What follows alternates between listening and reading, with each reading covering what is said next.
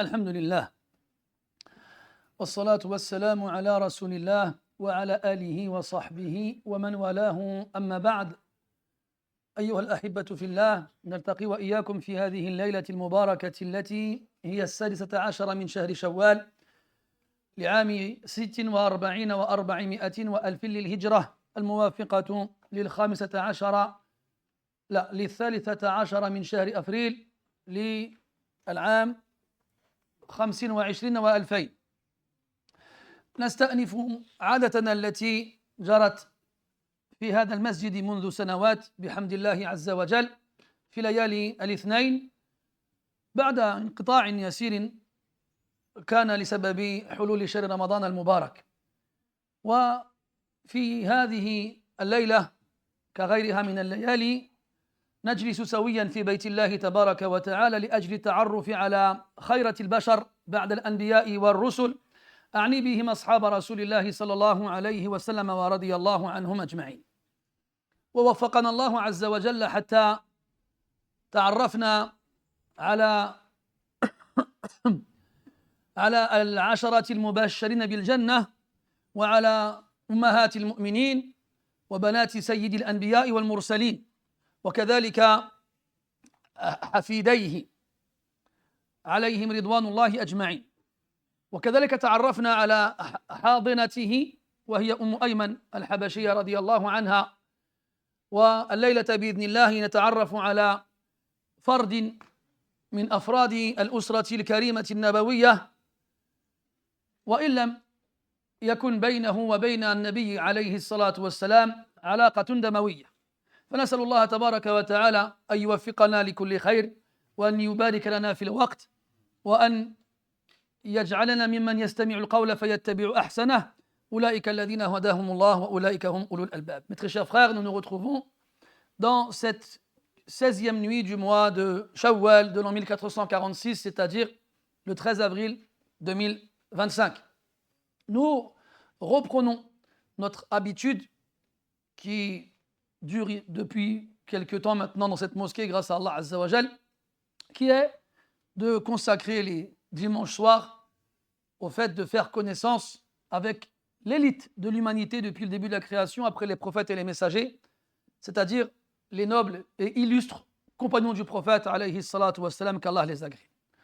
Jusqu'à présent, nous avons pu faire connaissance avec les 10 promis au paradis, ainsi qu'avec les nobles épouses du prophète, alayhi salatu wassalam, les mères des croyants, ainsi que la noble descendance de notre prophète, alayhi salatu wassalam, ses filles et ses petits-enfants.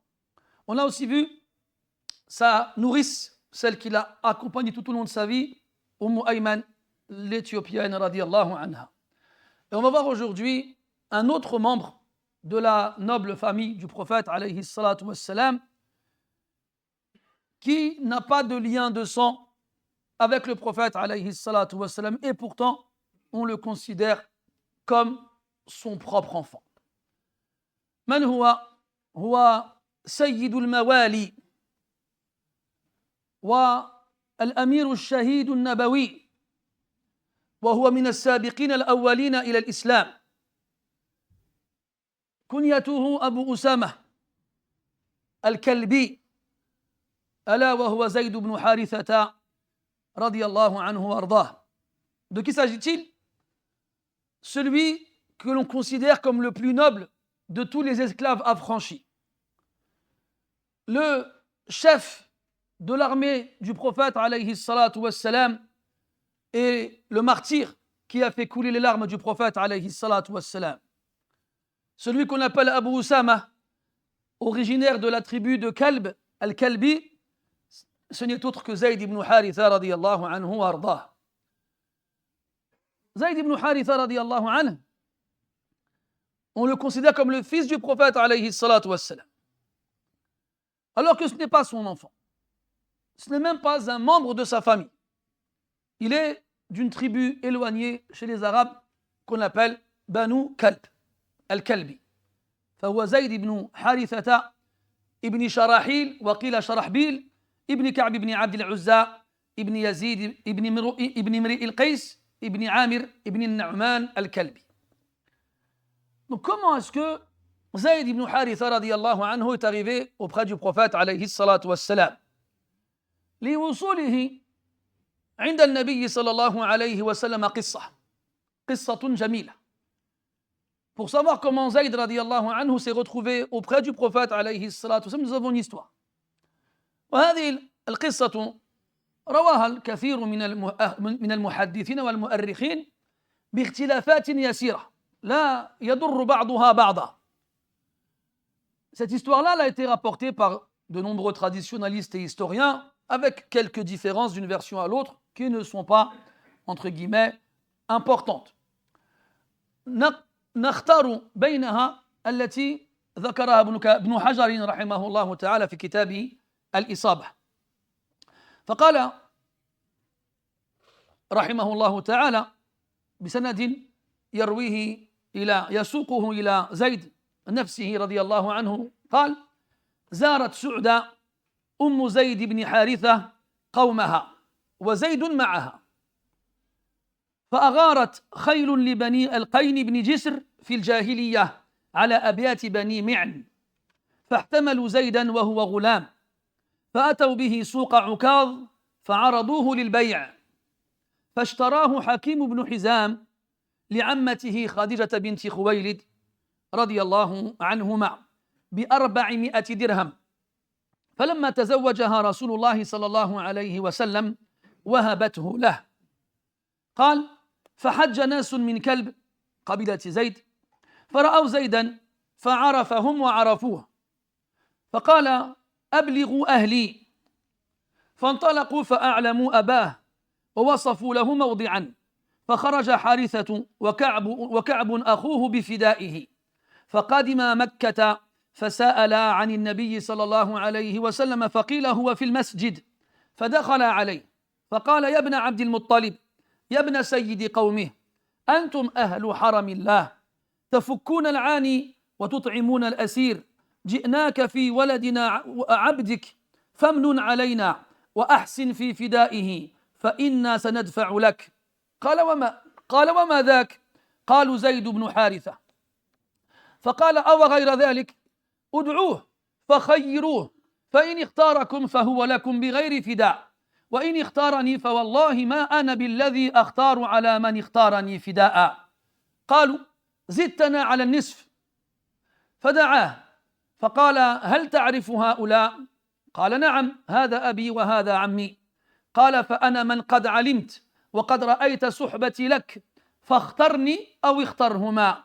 فقال زيد: ما أنا بالذي أختار عليك أحدا، أنت مني بمكان الأب والعم.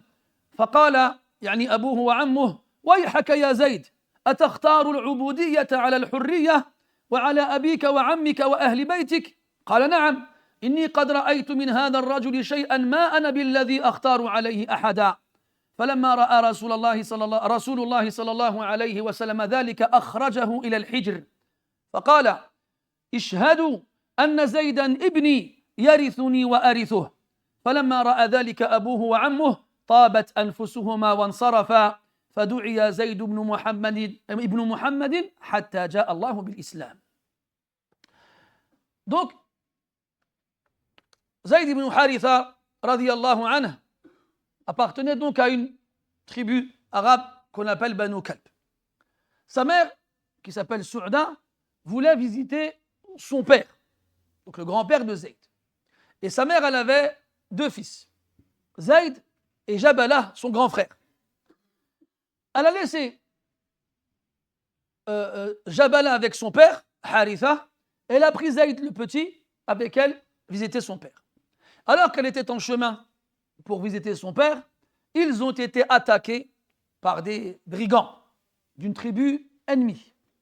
Et ils ont enlevé Zayd. Ils ont enlevé Zayd et ils ont pris d'autres choses et ils ont ramené Zayd à Mecca dans un marché connu et célèbre qu'on appelle Souq Ukaz. Et ils l'ont mis à vendre. Hakim ibn Hizam, qui est le neveu de Khadija bint Khuwaylid, l'épouse du prophète alayhi salatu wassalam, l'a vu. Il a vu Zayd, un jeune garçon, très beau, très attendrissant et attachant, en vente en tant qu'esclave. Alors il l'a acheté pour l'offrir à sa tante Khadija. Une fois acheté, il le ramène à sa tante, Khadija radiallahu anha, qui n'était pas encore mariée au prophète alayhi salatu wassalam. Plus tard, une fois qu'elle se marie avec le prophète alayhi salatu wassalam, elle lui offre Zayd ibn Harith. Quelque temps après cela, la famille de Zayd, ou du moins certains des membres de sa famille, vont à la Mecque pour faire le Hajj, pour faire le pèlerinage. Et alors qu'ils étaient à la Mecque, ils ont vu Zayd et ils l'ont reconnu. Et Zayd aussi a reconnu certains d'entre eux. Il leur a dit d'aller informer sa famille qu'il est ici et qu'il va bien. Après le pèlerinage, la famille de Zayd retourne chez eux.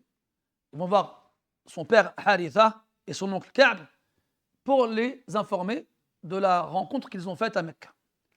Voilà, Haritha, le père, ainsi que son frère Ka'b, prennent leurs affaires, ramassent tout ce qu'ils peuvent comme argent et se rendent à Mecca.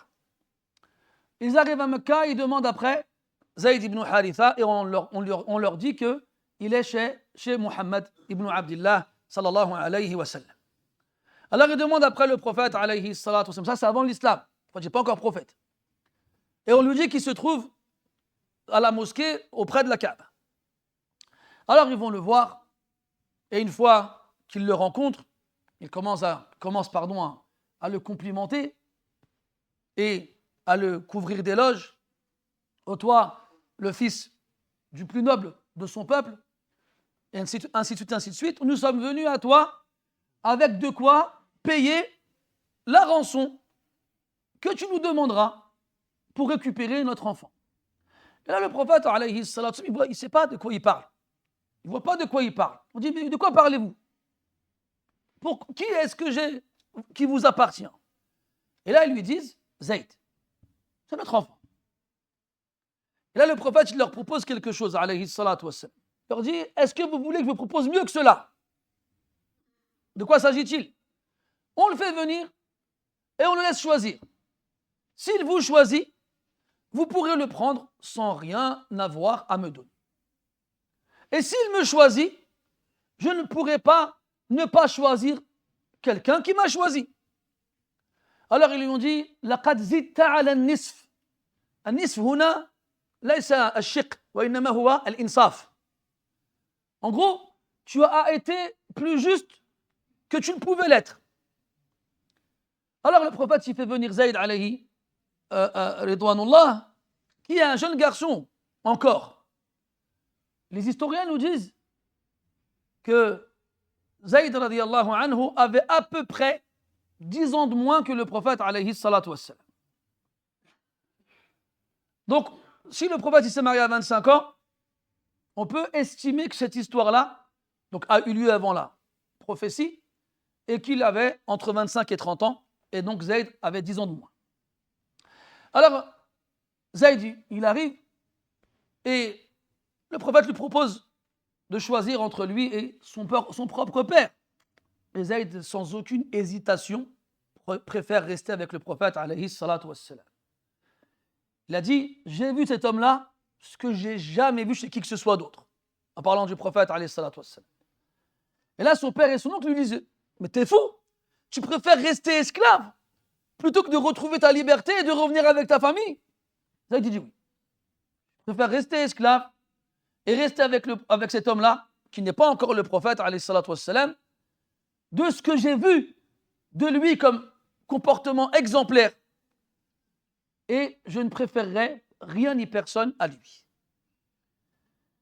Et donc, le prophète, en voyant la réaction de Zayd, il est touché et il veut le récompenser pour cette réaction. Alors, il se rend au Hijr. C'est l'arc que vous avez aux côtés de la Kaaba. Et il appelle Quraysh, comme le faisaient les Arabes à cette époque-là. Il appelle Quraysh, Ya ma'ashara Quraysh. Ils arrivent, il leur dit, je vous prends tous à témoin que je fais de Zayd mon propre enfant. Il héritera de moi et j'hériterai de lui. Et ça, c'est ce qu'on appelle la tabanni, ce qu'on traduit en français par l'adoption. Mais en vrai, c'est un acte beaucoup plus fort que l'adoption. C'est le fait de rendre quelqu'un d'étranger son propre fils. Et là, comme on l'a dit, on n'est pas encore dans l'ère de la révélation, et on est encore selon les habitudes des Arabes et leurs traditions. Et donc, à partir de ce moment-là, les gens appelaient Zayd ibn Haritha, il l'appelait Zayd ibn Muhammad. Il l'appelait Zayd ibn Muhammad. Et quand le père de Zayd et son oncle ont assisté à cela, ils ont été rassurés et ils ont accepté le choix de leur fils et sont rentrés chez eux, comment dirais-je, sont rentrés chez eux apaisés. ويروي البخاري عن عبد الله بن عمر رضي الله عنهما أنه قال: ما كنا ندعوه إلا زيد بن محمد حتى نزل القرآن ادعوهم لآبائهم هو أقسط عند الله. Abdullah ibn Umar radiallahu anhuma, il nous dit que nous n'appelions Zayd que Zayd ibn Muhammad, Zayd le fils de Muhammad, jusqu'à ce que le Coran fût révélé. Un verset dans Sourate Al-Ahzab qui appelle les hommes qui ont agi ainsi, yani qui ont fait d'enfants qui leur sont étrangers leur propre fils, de leur rendre leur statut et de ne pas leur changer d'affiliation. Ud'uuhum li abaihim huwa aqsatu inda Allah. Appelez-les à leur père, ceci est plus juste auprès d'Allah. Fa in lam ta'lamu aba'ahum fa ikhwanukum fi ad-din wa mawalikum. Si vous ne savez pas qui sont leurs pères, alors ce sont vos frères co-religionnaires et vos protégés. Et ce verset a retiré à Zayd radiyallahu anhu ce qu'il avait de plus cher et qui avait le plus de valeur à ses yeux, c'est cette affiliation au meilleur des hommes de la création, Zayd ibn Muhammad. Mais dans Surat Al-Ahzab, car ce verset fait partie de Surat Al-Ahzab, nous avons beaucoup de versets qui nous parlent de Zayd radiyallahu anhu. Et on y reviendra par la suite. Bi'idnillahi ta'ala. Zayd radiyallahu anhu vit avec le prophète alayhi salatu wassalam. Et une fois qu'il l'a donc affranchi et considéré comme son propre fils, arada an yukrimahu wa arada an yuriya an-nas qimatahu indah. Le prophète alayhi salatu wassalam a voulu honorer Zayd encore plus qu'il ne l'avait déjà fait pour montrer aux gens à quel point il avait de la valeur à ses yeux. فزوجه. Il l'a marié. Et la première femme qu'il a épousée, Zayd, et qui lui a été, donc, entre guillemets, donnée par le prophète, alayhi salatu wassalam, c'est Ayman, radiyallahu anha. Ayman, dont on a parlé dernièrement. Juste avant, non. Le dernier qu'on a parlé, c'était le Hussein. Et on avait dit que Ayman, radiyallahu anha, était la nourrice du prophète, alayhi salatu wassalam. On avait estimé qu'elle avait à peu près une quinzaine d'années, même si on n'a pas de texte qui nous dise quel âge elle avait, quand elle s'est retrouvée à garder le prophète, alayhi salatu wassalam. Donc, elle avait à peu près une quinzaine d'années. On peut estimer qu'il y a entre 10 et 15 ans entre Ayman et le prophète, alayhi salatu wassalam. Donc, elle est plus vieille que lui. On a dit tout à l'heure que Zayd, radiyallahu anhu, a 10 ans de moins que le prophète, alayhi salatu wassalam.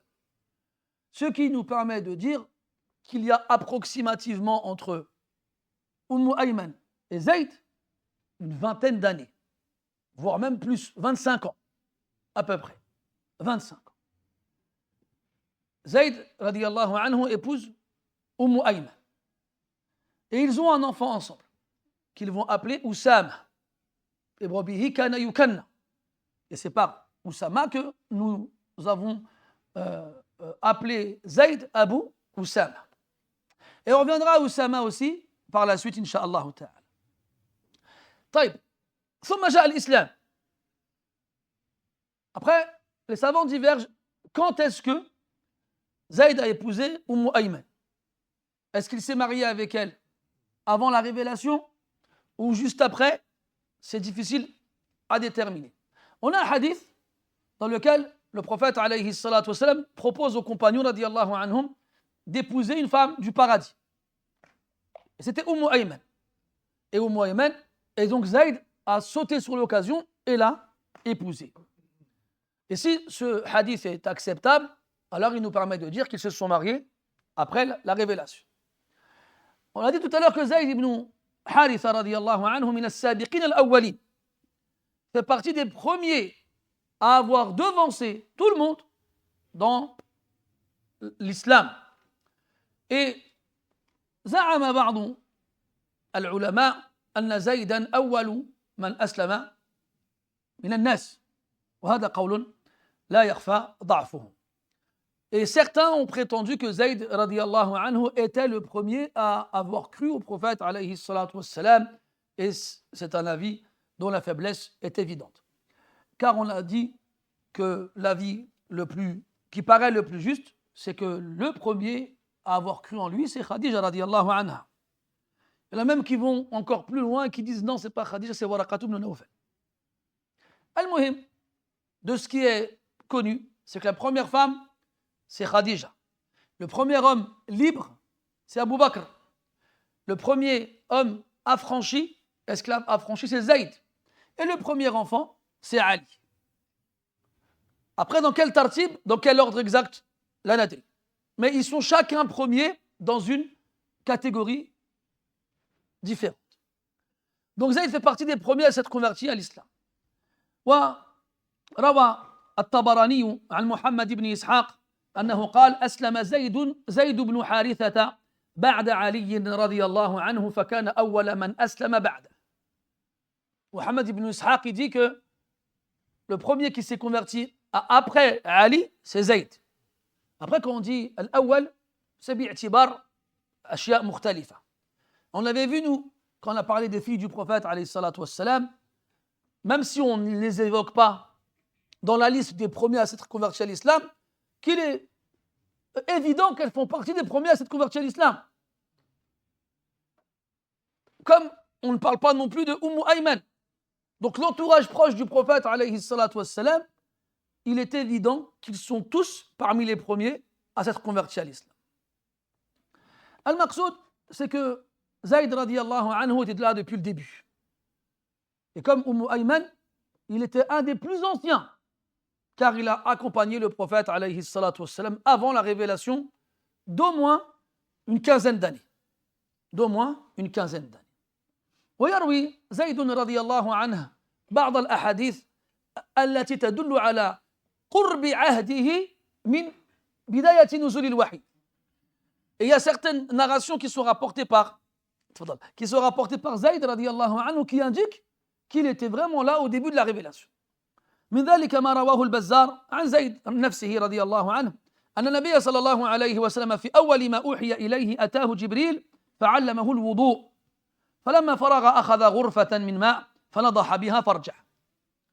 Parmi ces narrations-là, celle de Zayd radiyallahu anhu, dans laquelle il nous dit que le prophète alayhi salam, dans les débuts de la révélation, a reçu la visite de Jibril alayhi salam, qui lui a appris à faire les ablutions. وروى الحاكم عن زيد رضي الله عنه أنه عن النبي صلى الله عليه وسلم أنه أتاه في أول ما أوحي إليه فأراه الوضوء والصلاة وعلمه الإسلام. Et Zayd nous dit رضي الله عنه qu'au début de la révélation, le prophète est venu le voir et il lui a appris les ablutions et la prière et il lui a appris l'islam. وهذا مما يستدل به على كون زيدا يعتبر فردا من أفراد أسرة النبي صلى الله عليه وسلم لأن الله تبارك وتعالى قال له وأنذر عاشرتك الأقربين. Et ça, c'est parmi les éléments qui nous permettent d'affirmer que Zayd était considéré comme un membre proche du prophète, de la famille du prophète alayhi salatu wassalam, car Allah Ta'ala lui a ordonné dans le Coran d'avertir en premier sa famille la plus proche. Sa famille la plus proche. طيب بقي زيد مع النبي صلى الله عليه وسلم طيلة مكثه بمكة قبل الهجرة ثم هاجر معه إلى المدينة. Puis Zayd, radiallahu anhu, bien entendu, est resté avec le prophète, aux côtés du prophète, alayhi salatu wassalam, dans la période micquoise. Tout le long de cette période-là qui dure 13 ans. Période très difficile et très éprouvante pour les croyants. Et bien entendu, le prophète, alayhi salatu wassalam, car il nous a dit لقد أوذيت في الله ولا يؤذى أحد وأخفت في الله ولا يخف أحد إلى آخر الحديث. On m'a porté atteinte en Allah quand on ne le faisait à personne. Et on a tenté de m'effrayer en Allah quand on a tenté d'effrayer personne. Et durant toute cette période-là, Zayd radiallahu anhu était aux côtés du prophète alayhi salatu wassalam. Jusqu'à ce qu'Allah Ta'ala leur permette de quitter la Mecque pour se rendre à Médine. Ils émigrèrent et Zayd radiallahu anhu kadhalika était aux côtés du prophète alayhi as-salatu was-salam. فلما هاجر إلى المدينة زوجه النبي صلى الله عليه وسلم بامرأة أخرى. Lorsqu'ils se sont installés à Médine, le prophète alayhi salatu wassalam a marié Zayd radiallahu anhu à une autre femme. Et on verra que chaque fois que Zayd va se marier, c'est le prophète qui va intervenir pour le mari. روى الكلبي عن أبيه عن أبي صالح عن ابن عباس رضي الله عنهما أنه قال لما تبنى النبي صلى الله عليه وسلم زيدا زوجه زينب بنت جحش وهي بنت عمته أميمة بنت عبد المطلب وزوجه قبل ذلك مولاته أيمن فولدت له أسامة. الحديث. Abdullah ibn Abbas radiallahu anhuma nous dit que le prophète alayhi salatu wassalam a marié Zayd radiallahu anha à sa cousine, la fille de sa tante paternelle, Umayma bintu Abdil Muttalib, fille qui n'est autre que Zaynab bintu Jahsh. Mais ça, c'était après qu'il ait marié Zayd à son esclave affranchi, Ayman, comme on l'a expliqué tout à l'heure. Donc, ils se sont mariés une fois installés à Médine. Je vous ai dit tout à l'heure que le prophète, il l'a fait, entre guillemets, volontairement. Il a choisi Zaynab, qui est une Qurashiyya, de la noblesse la plus grande chez les Arabes, pour la marier à Zayd ibn Haritha, qui est un esclave affranchi. Chez les Arabes, ce n'était pas possible ces choses-là. C'était un non-respect des codes sociaux et le respect des castes.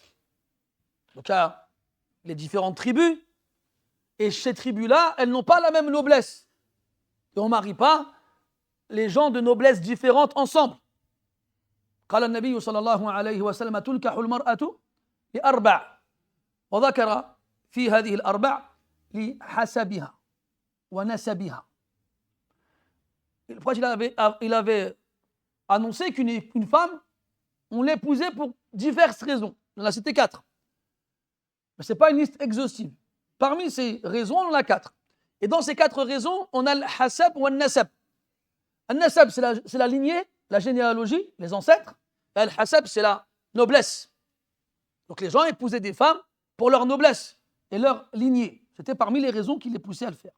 Et donc, on n'acceptait pas qu'un esclave, et même un esclave affranchi, épouse une libre issue d'une lignée noble. Ça ne se faisait pas. Et c'était très mal vu. Mais le prophète, alayhi salatu wassalam, a voulu honorer Zayd une fois de plus.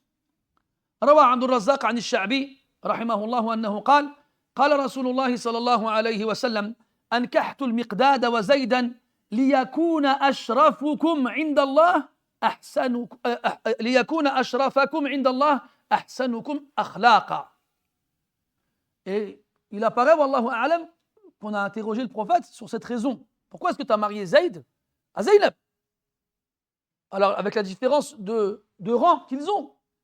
Et il a pris comme exemple deux compagnons qui étaient des esclaves affranchis et qui ont épousé des femmes nobles et riches et libres, pardon. Al-Miqdad ibn Aswad et Zayd ibn Haritha.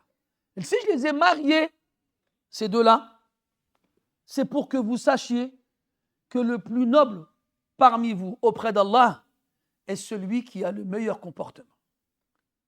القضية ليست قضية شرف كما يراه الناس. Là, on ne parle pas de noblesse selon le sens que les gens lui donnent. On parle de noblesse auprès d'Allah subhanahu wa ta'ala. Et que le plus noble auprès d'Allah azza wa jal n'est pas celui qui a la lignée la plus noble, mais celui qui a le meilleur comportement. Et donc, s'il les a choisis pour les marier à des femmes pareilles, c'est pour montrer aux gens que le critère à respecter, c'est le comportement. قال الله تعالى يا أيها الناس إنا خلقناكم من ذكر وأنثى وجعلناكم شعوبا وقبائل لتعارفوا إن أكرمكم عند الله يتقاكم. Allah Ta'ala nous a informé qu'il a créé les gens à partir d'un homme et d'une femme et qu'il a fait d'eux des peuples et des tribus afin qu'ils se connaissent et se reconnaissent. Donc il les a créés différents pour qu'ils se reconnaissent. Puis il dit, le plus noble parmi vous auprès d'Allah est le plus pieux. Et ici, il a dit celui qui a le meilleur comportement. Celui qui a le meilleur comportement. Puis, on a l'histoire du mariage. Comment ça s'est passé? Est-ce que vous pensez que venir comme ça, subhanallah, Zayd radiyallahu anhu,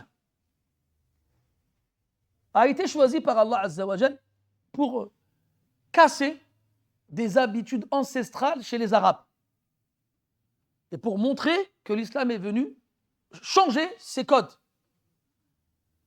Donc parmi les différentes choses auxquelles il va participer en tant qu'acteur principal, ce mariage-là. Et vous savez, quand les gens, pendant des générations et générations et générations, ils sont accrochés à des traditions, c'est dur de venir les changer. Très dur. Même si ça vient de la révélation. Et Zaynab radiyallahu anha, au départ, n'était pas pour ce mariage. روى الحاكم عن عمر ابن عثمان الجحشي عن أبيه أنه قال قدم النبي صلى الله عليه وسلم المدينة وكانت زينب بنت جحش ممن هاجر معه عليه الصلاة والسلام وكانت امرأة جميلة فخطبها رسول الله صلى الله عليه وسلم على زيد بن حارثة فقالت لا أرضاه وكانت أيم قريش فقال عليه الصلاة والسلام فإني قد رضيته لك فتزوجها زيد. Donc quand Zaynab radiyallahu anha a fait la hijra avec le prophète alayhi salatu wassalam, le prophète lui a proposé en mariage Zayd ibn Harith. Et elle a dit, j'en veux pas. La arda. Je ne l'accepte pas. Et le prophète, il a dit, moi je l'agrée pour toi. Et après, elle s'est mariée avec lui. Et on a une autre version du hadith plus précise. هي عند الدارقطني عن زينب نفسها رضي الله عنها قالت خطبني عدة من قريش فأرسلت أختي حمنة إلى رسول الله صلى الله عليه وسلم أستشيره فقال لها رسول الله صلى الله عليه وسلم أين هي ممن يعلمها كتاب ربها وسنة نبيها عليه الصلاة والسلام قالت ومن هو يا رسول الله قال زيد بن حارثة فغضبت حمنة غضبا شديدا وقالت يا رسول الله أتزوج ابنة عمتك مولاك قالت وجاءتني فأخبرتني فغضبت أشد من غضبها وقلت أشد من قولها فأنزل الله عز وجل وما كان لمؤمن ولا مؤمنة إذا قضى الله ورسوله أمرا أن يكون لهم الخيرة من أمرهم فأرسلت إلى رسول الله صلى الله عليه وسلم يعني زينب بس اسمعوا ماذا تقول بعدما نزلت الآية فأرسلت إلى النبي صلى الله عليه وسلم فقلت زوجني ممن شئت الله أكبر الله أكبر فزوجني زيد بن حارثة لكنها امرأة من بنات آدم يعتريها ما يعتري البشر فلم تحمله في قلبها تقول فأخذته بلساني ولكم أن تفهموا معنى هذه العبارة فشكاني زيد إلى رسول الله صلى الله عليه وسلم فقال أمسك عليك زوجك واتق الله الحديث السلام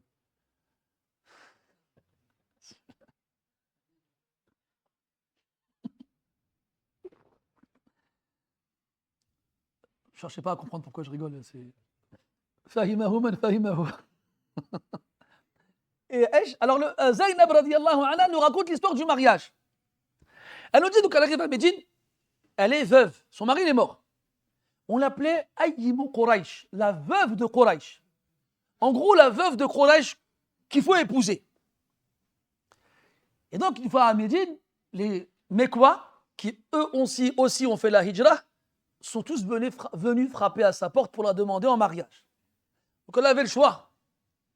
Et elle ne savait pas qui choisir. Alors qu'est-ce qu'elle fait? Elle envoie sa sœur Hamna, radiallahu anha, au prophète alayhi salam pour qu'il la conseille. Qui choisir? Et ça, les sahabiyat, elles le faisaient. On avait ça avec Fatima bint Qais, radiallahu anha. Après que son mari l'ait divorcé, il y a deux compagnons qui l'ont demandé en mariage. Et elle a été voir le prêtre, elle lui a dit voilà, un tel et un tel, ils m'ont demandé mariage, tu me conseilles lequel? Ça, al-istishara, demander conseil. Aujourd'hui, khayr, Inch'Allah. Alors, Hamna va voir le prophète sallallahu alayhi wa sallam, il dit voilà, il y a beaucoup d'hommes de Quraysh, des gens nobles, riches, connus, etc., qui viennent demander ma sœur Zaynab en mariage, qui lui conseilles-tu d'épouser? Il lui dit, ils sont où tous ceux-là? Et elle est où elle par rapport à celui, écoutez bien les critères de sélection, mes frères et sœurs. Il lui dit, où elle est elle par rapport à celui qui lui enseignera le livre d'Allah et la tradition de son prophète. Alayhi salatu wassalam. C'est ça. Et là, Hamna se demande de qui s'agit-il? C'est qui? Et là, il lui dit Zayd ibn Haritha. Et là, Hamna se met en colère. Il dit quoi? Tu marierais ta cousine, la fille de ta tante, à un esclave affranchi? Pourquoi tu dis oui? Alayhi salatu wassalam. Donc, ça montre la réaction des Arabes de l'époque. Alors, Hamna va voir sa sœur. Elle lui rapporte ce qui s'est passé. Zaynab a dit, je me suis mis en colère encore plus qu'elle. Et j'ai dit des choses encore plus fortes que ce qu'elle a pu dire au prophète, alayhi salatu wassalam. Et là, Allah il révèle le Coran. Encore un verset dans Surat Al-Ahzab. وَمَا كَانَ لِمُؤْمِنٍ وَلَا مُؤْمِنَةٍ. Il n'appartient pas à un croyant ou à une croyante, إِذَا قَضَى اللَّهُ وَرَسُولُهُ أَمْرًا. Lorsqu'Allah et son messager décident d'une chose, أَن يَكُونَ لَهُمُ الْخِيَرَةُ مِنْ أَمْرِهِمْ. D'avoir le choix d'eux-mêmes. وَمَنْ يَعْصِ اللَّهَ وَرَسُولَهُ فَقَدْ ضَلَّ ضَلَالًا مُبِينًا. Et quiconque désobéit à Allah et à son messager, ce sera certes égaré d'un égarement manifeste et évident. Le verset les révèle. Zaynab, elle apprend la révélation du Coran. Et là, elle a une réaction extraordinaire. Elle envoie sa sœur auprès du prophète alayhi salatu wassalam, pour lui dire marie-moi à qui tu veux. Qui tu veux. J'accepte. Et là, le prophète, il a marié Zayd. Radiyallahu anhuma. Mais Zaynab, masha'Allah, malgré sa foi extraordinaire, on n'a pas Zaynab, radiyallahu anha, il y a de ça quelques temps, tu te souviens? Et on a vu à quel point c'était une femme extraordinaire, qui va devenir par la suite l'épouse du prophète, alayhi salatu wassalam. Celle qui a été mariée du haut des 7 cieux. Et Zaynab, radiyallahu anha, c'est un être humain malgré tout. Et les sahaba, radiyallahu anhum, nous apprennent ça. Qu'on peut être pieux, vertueux, méritant, etc. On reste des êtres humains. Avec tout ce qui fait de nous des êtres humains. C'est-à-dire la colère, la tristesse, l'angoisse, l'anxiété, l'impatience, etc., etc. Et même si Zaynab radiallahu anha a accepté d'épouser Zayd, eh bien, elle ne l'a pas supporté. Elle n'a pas supporté de vivre avec lui. Est-ce que c'était physique ou autre? Allahu a'lam, on n'en sait pas plus. Mais en tout cas, elle a eu du mal avec lui. Alors, elle l'a attaqué avec la seule arme dont elle dispose, une arme très dangereuse, sa langue. Et en gros, elle ne lui laissait pas une occasion de lui faire entendre des choses qu'il n'aimerait pas entendre. Jusqu'à ce que Zayd radiallahu anhu se soit plaint d'elle au prophète alayhi salatu wassalam. Et là, il y a un autre verset qui est révélé du Coran.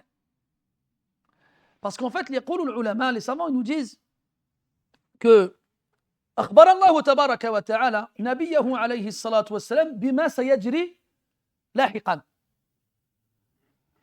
وهو أن زيدا رضي الله عنه سيطلق زينب وأن الله سيزوجها إياها وأنه سيبطل خلال ذلك قاعدة رسيخة في ثقافة العرب فكان النبي يعلم ذلك من خلال الوحي في نفسه ويكتمه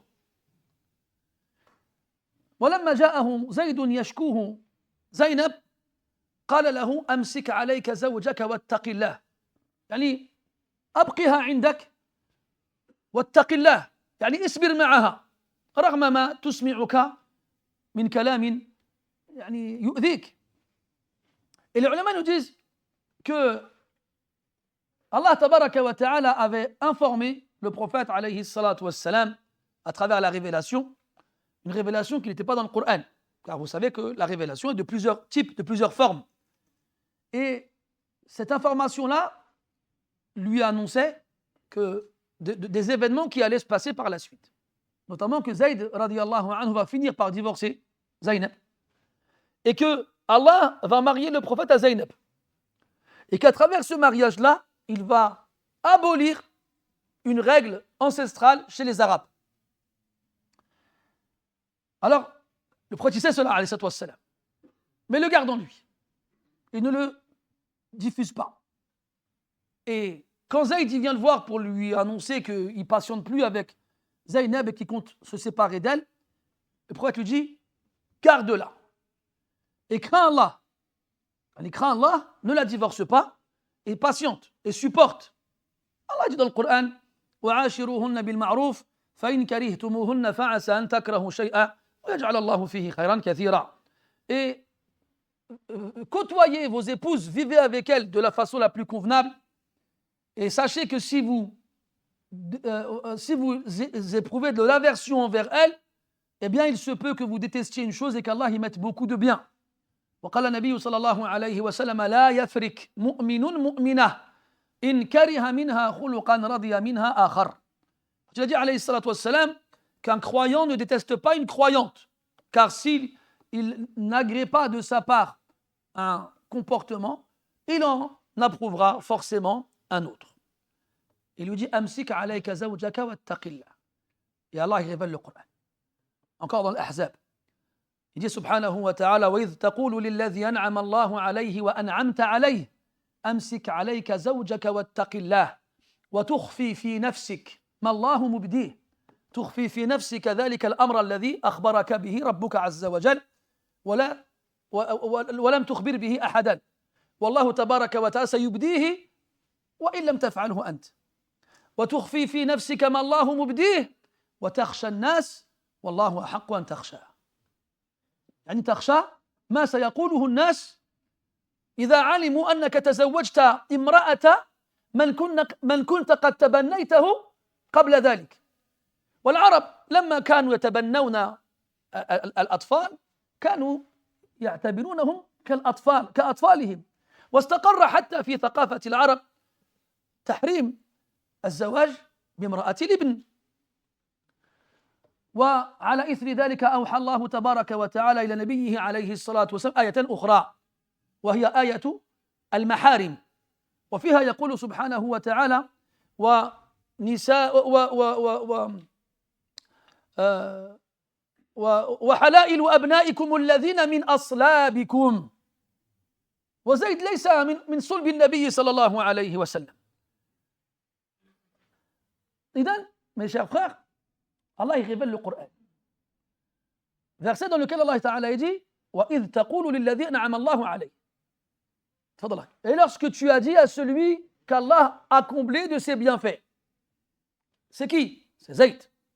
Quel est le bienfait visé ici? C'est l'islam. Allah l'a guidé à l'islam. وَأَنْعَمْتَ عَلَيْهِ.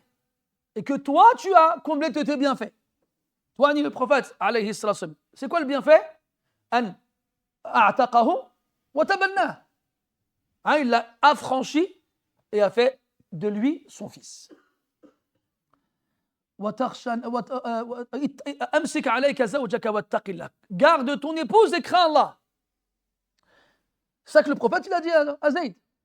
Et là Allah lui dit وتخفي في نفسك ما الله مبديه. Et tu caches en toi ce qu'Allah va révéler. Tu caches en toi ce qu'il t'a annoncé comme quoi il allait divorcer et que tu allais te marier avec sa femme. Divorcer, bien sûr. Après que la Idda ne finisse, bien entendu. Il l'a gardé pour lui, il ne l'a dit à personne. Pourquoi il ne l'a pas dit? Parce que le prophète, il avait des appréhensions vis-à-vis de ce que les gens allaient dire.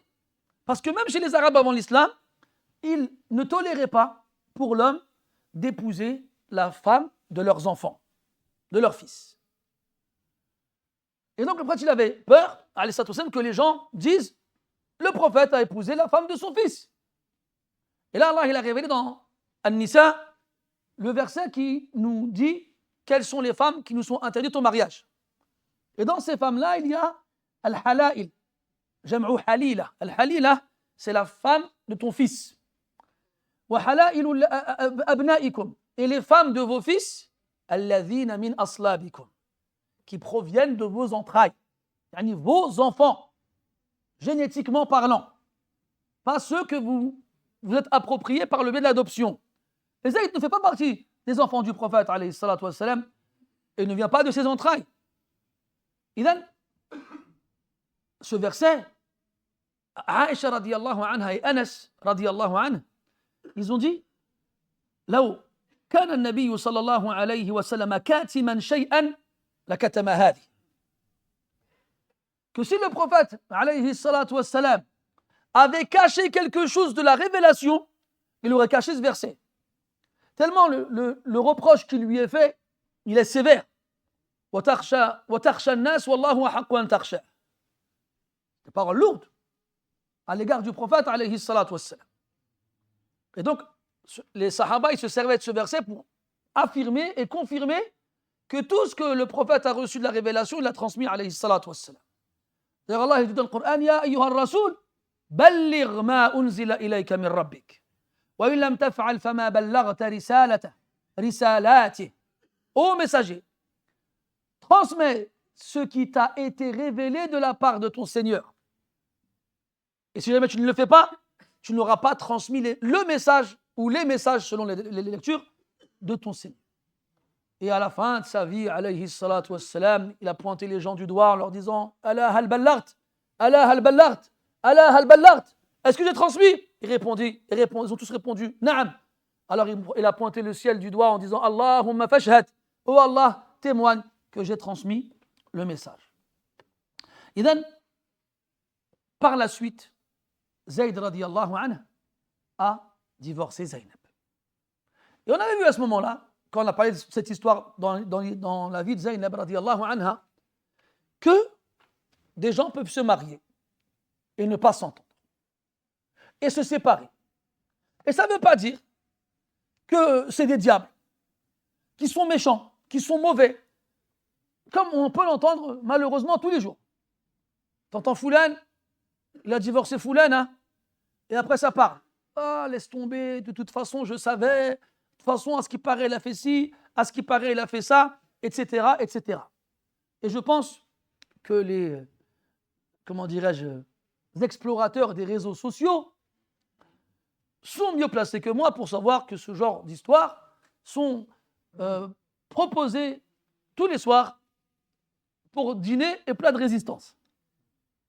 Wa hasbunallah wa ni'mal wakil. Et je pense aussi que vous savez quel genre de résultat ça peut donner. C'est une musiba, wallah. C'est une catastrophe. Oui, les gens peuvent ne pas s'entendre, ils peuvent avoir des conflits, ils peuvent peut-être aller loin. Allahu a'lam. Nous, on n'était pas avec eux. On ne sait pas ce qui se passe chez les gens. Tu ne sais pas ce qui se passe, ce qui se passe chez moi, je ne sais pas ce qui se passe chez toi. Mais nous savons tous ce qui se passe avec nos conjoints et nos conjointes. Ou nos conjointes. Et Allah, il nous ordonne à tous, si on se sépare, de ne jamais oublier le bien qu'il y a pu avoir. Et il nous interdit de prendre parti sans avoir tous les éléments. On a lu dans la prière, ce verset, Allah alam, si on n'avait pas peur de faire une bid'a, on le réciterait dans toutes les prières. Si un pervers vient avec une information concernant quelqu'un, n'agissez pas avant d'avoir confirmé. N'agissez pas avant d'avoir demandé des preuves, des témoignages. Aujourd'hui, n'importe qui, sans même avoir besoin de s'identifier ou d'apparaître dans les réseaux sociaux, peut dire ce qu'il veut, sur qui il veut, les gens le croient. N'importe qui. C'est une catastrophe, mes frères. Encore plus quand la personne en question concernée a une certaine notoriété. Car, qu'on le veuille ou non, dès qu'on a une notoriété, on attire l'attention. Et dès qu'on attire l'attention, on attire les envieux et les jaloux. Et dès qu'on attire les envieux et les jaloux, on est détesté. Alors, dès qu'on a le moindre morceau à se mettre sous la dent, on ne va pas hésiter. On ne va pas hésiter. Mes frères, c'est très, très grave ce qui se passe aujourd'hui. Il faut prendre des leçons de ce qui se passe, de ce qui s'est passé auparavant. Choses qui ont été immortalisées par Allah tabaraka wa ta'ala dans le Coran, de façon à ce que tous les musulmans qui lisent un tant soit peu la parole d'Allah azza wa jal sachent comment se comporter dans ce genre de situation.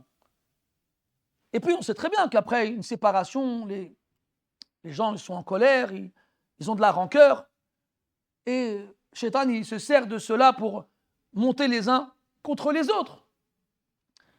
Et là, à ce moment-là, les gens, ils dévoilent. Et parmi les caractéristiques de la femme pieuse, comme Allah l'a dit dans le Coran aussi, Al-hafidhatu lil-ghaybi bima hafidhallah. Ce sont celles qui conservent ce qui s'est passé dans l'invisible. Pour nous, qui ne sommes pas avec le couple, dans leur intimité. Donc, ce qui s'est passé entre eux, reste entre eux. On n'a pas besoin de savoir ce qui se passe chez les gens. Et si les gens ils viennent nous en parler, on ne doit pas alimenter ces choses-là. Les gens sont friands. Ils sont friands. J'ai vu une vidéo, m'a fait rigoler. Quelqu'un, il a un stylo, une feuille. Il fait un petit bonhomme. Il dit ça c'est moi. Après, il fait un rond autour du petit bonhomme. Il dit ça c'est ma vie. Après, il fait un autre petit bonhomme un peu plus loin. Ça c'est toi. Après, il l'entoure dans un cercle. Ça, c'est ta vie. Et moi, je suis dans ma vie. Toi, tu es dans ta vie. Ne sors pas de ta vie pour venir t'occuper de la mienne. Après, il dessine le bonhomme qui sort de son rond et il vient dans le sien. Si tu viens dans mon rond, moi, je vais te sortir. Après, l'autre, il va revenir. Après, je vais te ressortir. Après, à la fin, je vais réussir à te sortir. Tu seras ni dans ma vie, ni dans la tienne. Et de Hukama quand même sur TikTok et compagnie, il y a des gens sages. Voilà, c'est dit sous forme humoristique, mais c'est réel. Qu'est-ce que tu passes ton temps à t'occuper de la vie des autres? Tu vas vivre quand, toi? Tu veux pas vivre une vie? Tu veux pas être l'acteur d'une histoire? Tu veux pas être celui dont on dira à la fin, ils vécurent heureux et eurent beaucoup d'enfants? Pourquoi tu t'intéresses à la vie des autres? On s'en fiche. On s'en fiche. Que Foulane il a fait ou que Foulane elle a fait ou bien on s'en fiche. Répétez après moi. On s'en fiche. Et donc, revenons à cette histoire, elle n'est pas finie, mes frères. On a dit, le verset il est révélé. Le verset il est révélé. Khalas, ça y est, khalas. Tout le monde sait ce qui se passe. Zayd il divorce Zaynab. Et une fois la idda de Zaynab finie, écoutez ce qui se passe. On a vu à travers la réaction de Zaynab, sa foi. marie-moi qui tu veux. Maintenant, regardez Zayd, aussi comment il va réagir suite à un événement. بعد ما انقضت عدة زينب روى الحديث مسلم عن أنس رضي الله عنه يقول لما انقضت عدة زينب قال رسول الله صلى الله عليه وسلم لزيد اذكرها علي يعني أرسله إليها وهي زوجته القديمة ليخبرها أن النبي صلى الله عليه وسلم يرغب فيها. شيء عجيب هذا. ضع نفسك مكانه، ماذا كنت صانعا؟ فماذا صنع زيد؟ سمعنا وأطعنا، فانطلق زيد حتى أتاها، استمعوا جيدا، وهي تخمر عجينها، قال زيد فلما رأيتها عظمت في صدري حتى ما أستطيع أن أنظر إليها أن رسول الله صلى الله عليه وسلم ذكرها. بمجرد ذكرها من النبي صلى الله عليه وسلم أصبح يراها بعين أخرى، كأنها انتقلت وتحولت إلى شخصية مختلفة، فعظمت في صدره، مع أنه عاش، يقول المؤرخون أنه عاش معها سنة، ما استطاع أن ينظر إليها، فأعطاها ظهرها وابتعد عنها، وقال لها فوليتها ظهري ونكست على عقبي فقلت يا زينب أرسل رسول الله صلى الله عليه وسلم يذكرك. الحديث. Subhanallah. Donc, la fin de cette histoire-là, il y en a d'autres. On va pas tous citer, malheureusement, j'ai eu la folie de croire qu'on allait finir ce soir. Tu peux toujours courir. C'est votre faute, vous ne voulez pas prendre l'arabe. Et donc, le prophète, il envoie, Anas radiyallahu anhu, il nous dit qu'une fois la période de viduité de Zaynab achevée, le prophète, il envoie qui à Zaynab pour lui annoncer qu'il va l'épouser? Il envoie Zayd. Imaginez, j'imagine même pas. On sait que c'est des mawadi' hassasa, c'est des sujets, comment dire, hassasa, sensibles, merci. Des sujets sensibles. Fulan, il a divorcé. Ah ouais? Il y a moyen que tu lui parles de moi? Ça finit comment, franchement? Dans l'octogone, on est d'accord. Tu ramasses les dents par terre. Personne ne va oser faire une chose comme ça.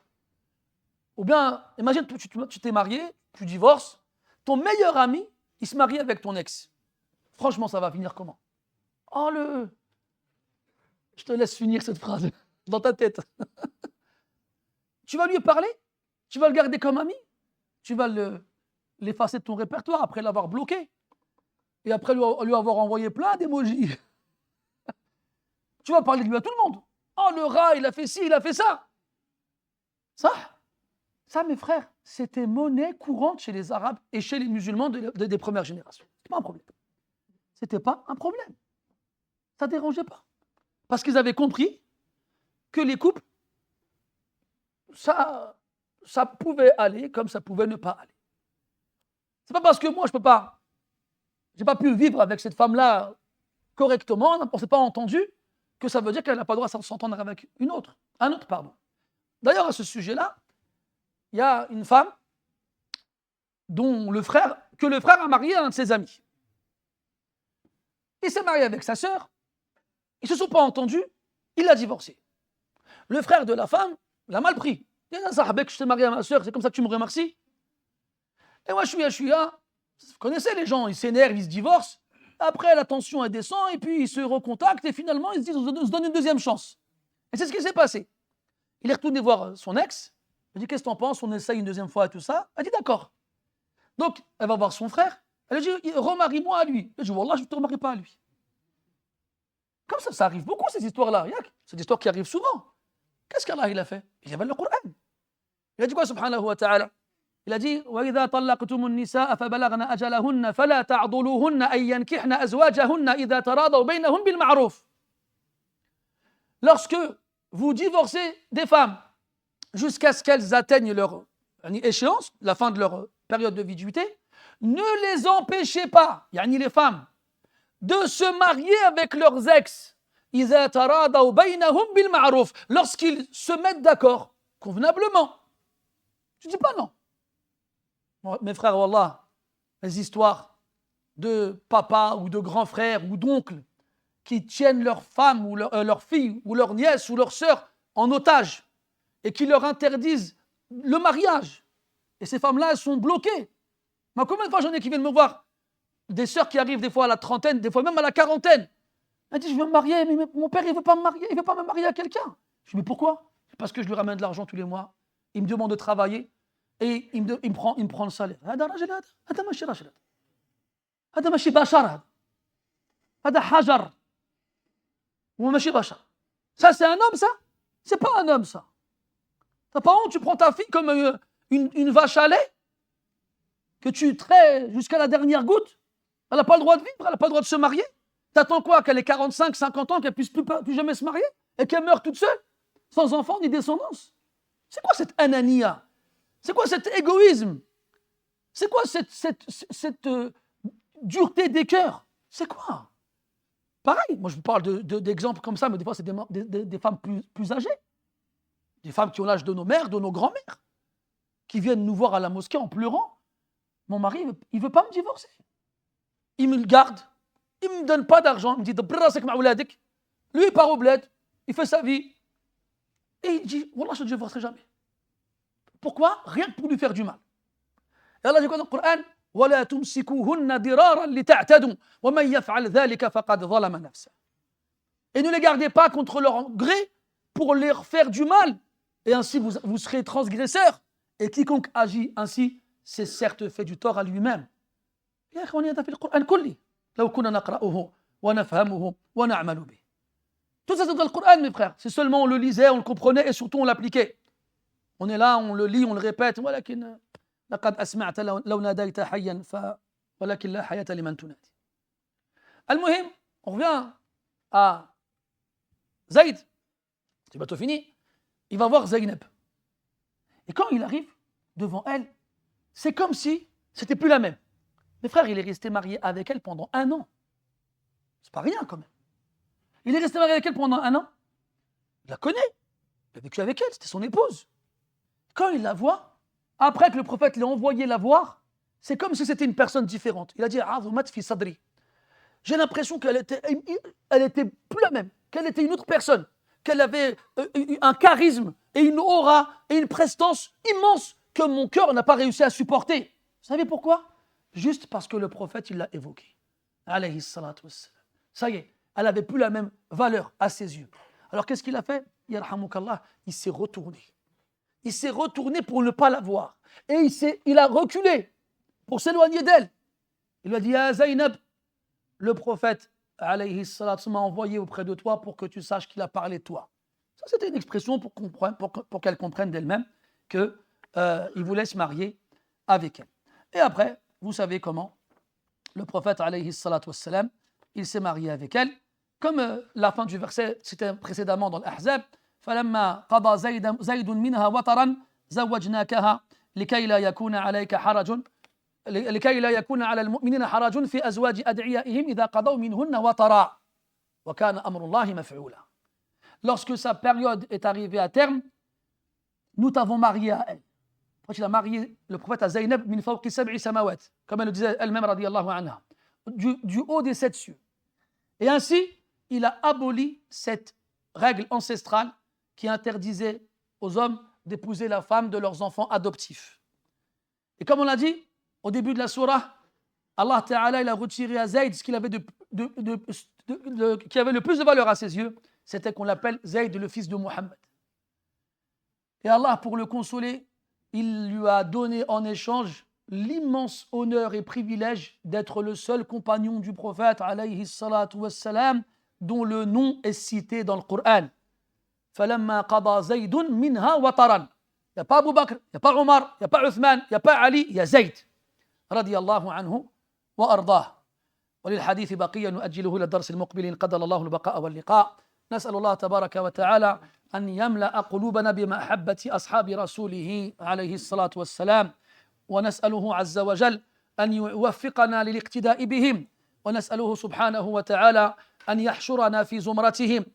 اللهم ارض عنهم وارض عنا حيث ترضينا عنهم يا أرحم الراحمين. اللهم صل وسلم وبارك على عبدك ورسولك محمد وعلى آله وأصحابه أجمعين، والحمد لله رب العالمين، وبارك الله فيكم.